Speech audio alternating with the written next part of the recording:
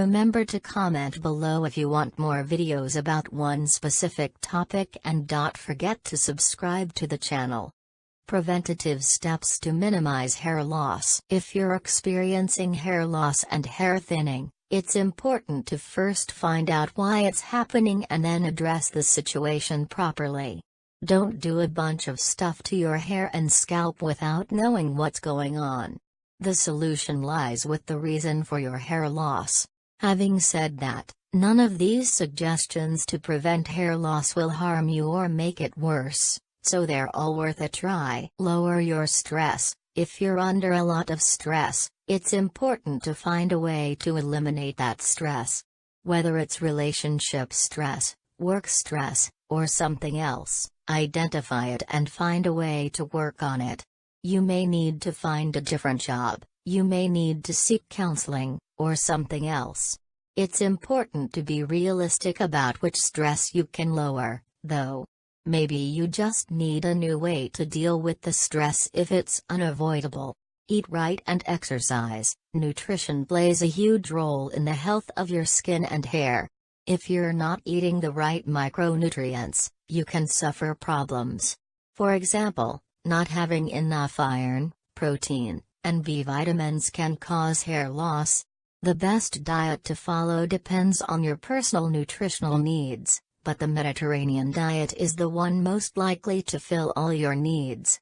Learn to meditate. Lowering stress, better digestion, and being more mindful can all play into helping you avoid more hair loss if it's due to any of these issues. Even if it doesn't help, it can give you a better frame of mind so that you can deal with the problems associated with your hair loss without more emotional damage. Stop overstyling. If you're losing your hair due to overstyling, this is a good reason to stop. Try not to use a hot iron more than 2 or 3 times a week. Try to avoid chemicals too. Some people develop chemical allergies that get worse each time they are exposed to the chemical, so it's important if you're suffering from hair loss to cut down on the chemicals and rough treatment and focus on being as natural as possible instead. Get regular scalp massages. The hair grows at the follicles at the root. By massaging, you can bring important blood to the scalp and encourage more growth. But, it does depend on your type of hair loss. However, a scalp massage, even if you're losing hair, will not make it worse and it feels nice. Take needed supplements. If you are losing hair due to a nutritional imbalance, take the supplements that you need to ensure that you are at the right levels. You know if you're eating right or not, so it's important to check your diet too and then supplement as needed. Use the right products. The type of products you should use on your hair depends on the type of hair you have and the reasons for your hair loss. It can help to talk to a professional about it at an upscale salon. Remember, if you go to an upscale salon, you may only need to go once or twice a year depending on your type of hair. Wash hair regularly. Many people with hair loss issues tend to not wash their hair because that's when they see it falling out.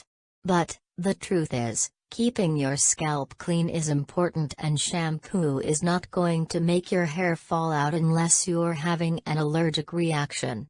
Try washing your hair at least 3 times a week and wash at the scalp more than the hair.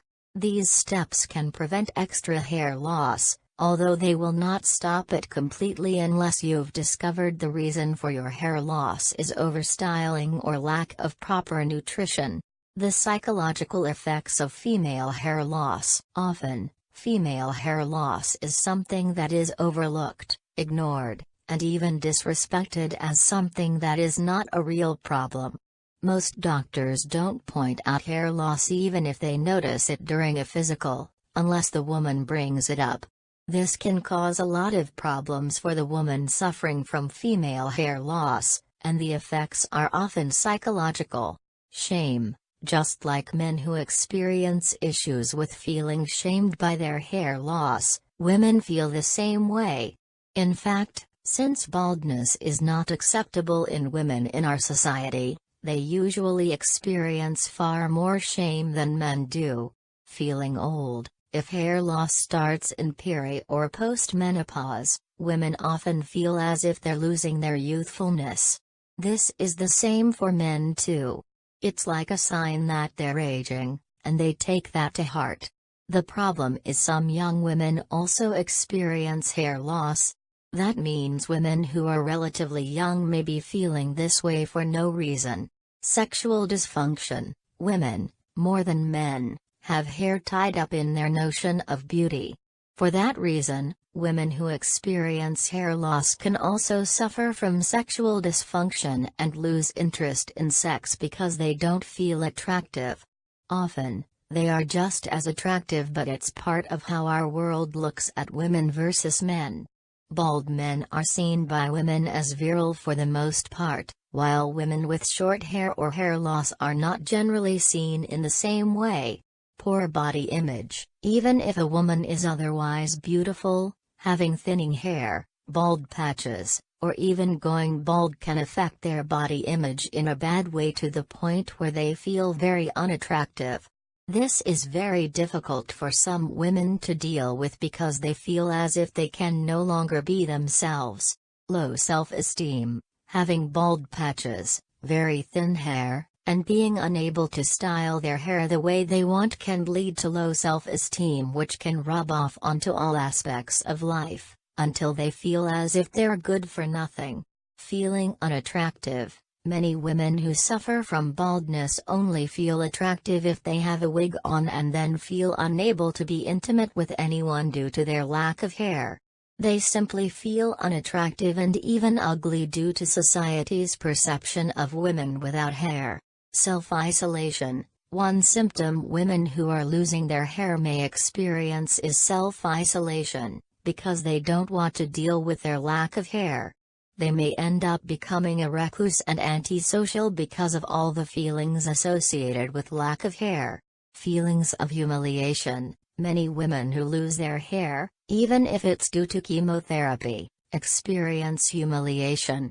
Their hair is what makes them feel like themselves and helps them express who they are, and now that's gone. These problems can make any situation worse.